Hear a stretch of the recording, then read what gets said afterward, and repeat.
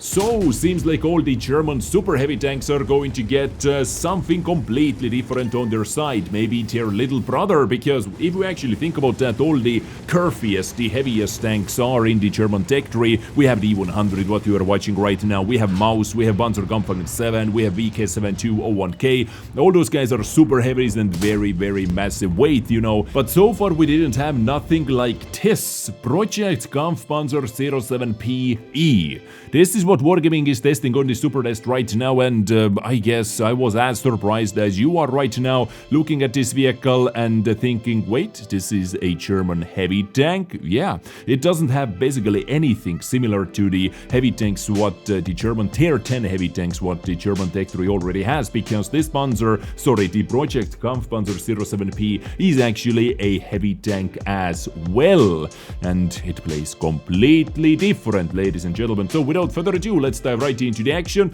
Here it is, how it looks like. And yes, as you can see right away, we have another vehicle coming into the game with a shovel, with an actual shovel. So this is the second shovel tank in the game. We have the Rampanzer, of course, and now this one as well. And as I already mentioned, it doesn't only look different to the currently existing German heavy tanks in the game, it plays completely different as well. And let's start with the firepower. It comes with 420 alpha damage, which is quite a bit lower than the average in the German heavy tank tech 3. You know, Maus being the lowest with 490, then the Panzerkampfwagen 7 with 560. E100 has this 750 gun option, and also the VK7201K has 750 alpha damage. So this 420 is definitely fighting with completely different category of heavy tanks like E5, S-Conk and so on.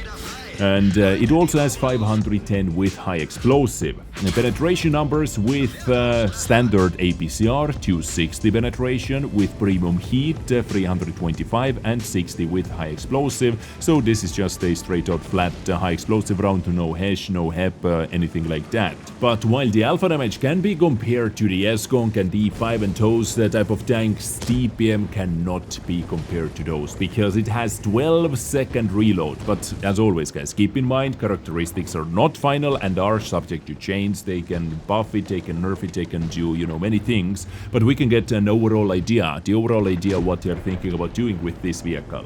But so far, DPM, let's say 2100, which is quite a bit lower than many other heavies with this type of alpha damage. 12-second reload, not the best, but the gun handling seems to be very bloody good. 1.7 second aiming time, 0.33 dispersion at 100 meters, aka accuracy. So very good gun handling.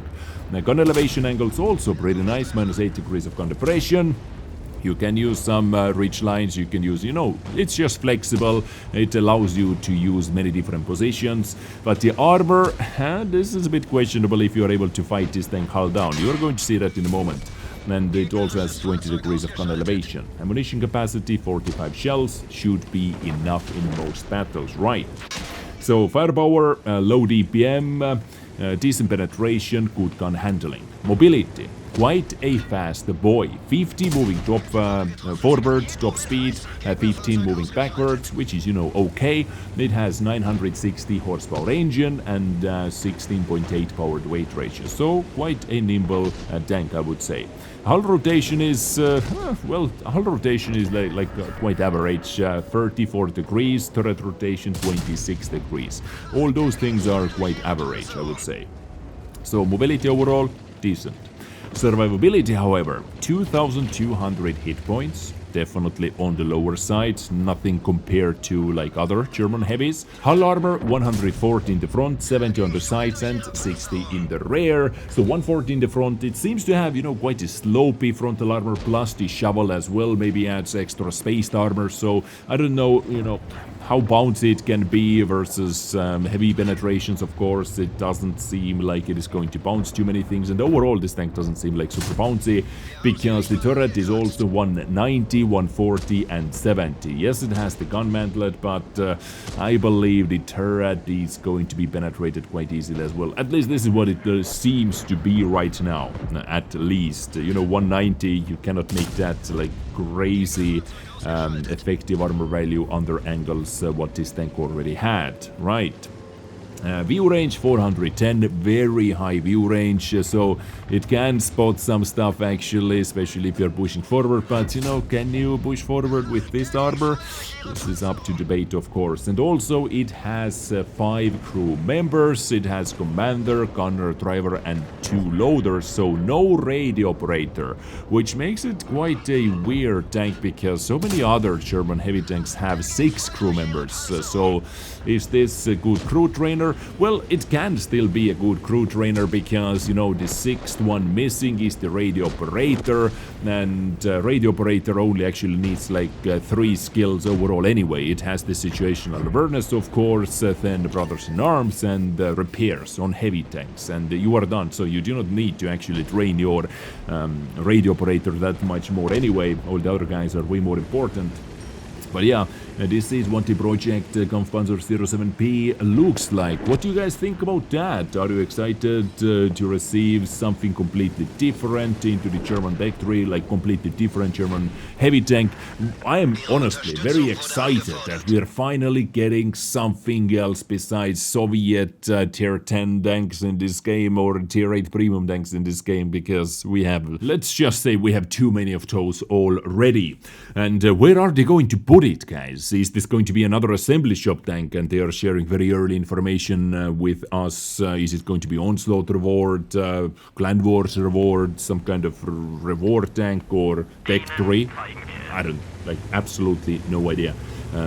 It doesn't fit into any Deck 3, so I don't think it's Deck 3 unless we're going to get the entire branch of those vehicles, but we have not heard anything about that. What do you guys think? Where they put it, and what do you think about this tank overall? Let me know in the comment section down below, because this is Project Kampfpanzer 07P. Moving on to the next topic, and this is another set of boom, like that. Look at that roll, ladies and gentlemen. More of those, please. 1.5k is not bad to hit with Jagdpanzer E100.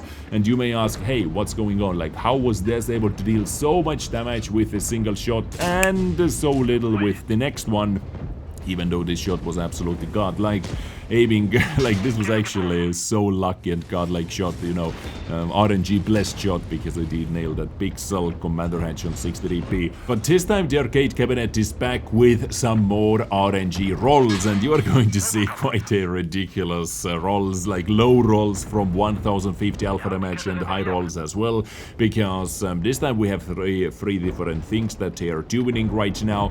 We do not have plus minus 25 RNG with the alpha damage, guys, with the damage rolls, but we have plus minus 75 RNG. Plus minus 75%, and this is how you were able to see this tank hitting 1.5k or 1.7k even, or alternatively 300 damage with a penetration. On the top of that, we have a plus 50% engine power on every single tank, and also minus 25% reload time, which means everyone is faster, everyone reloads 25% faster, and then the damage RNG over here, which is, it can be like, I played quite a few battles over here, because in this mode you can actually use your X5 missions, which we had right now, your first daily win. It uses up the X5, and I liked it because I had so many tanks which I wanted to get my X5 on, and in this mode I was able to get so many more battles per hour, because people are playing more recklessly, people are just, you know, this should be a fun mode, and many people were just having fun, you know, jumping into the action, don't care about winning or losing, just having fun trying to get some crazy high rolls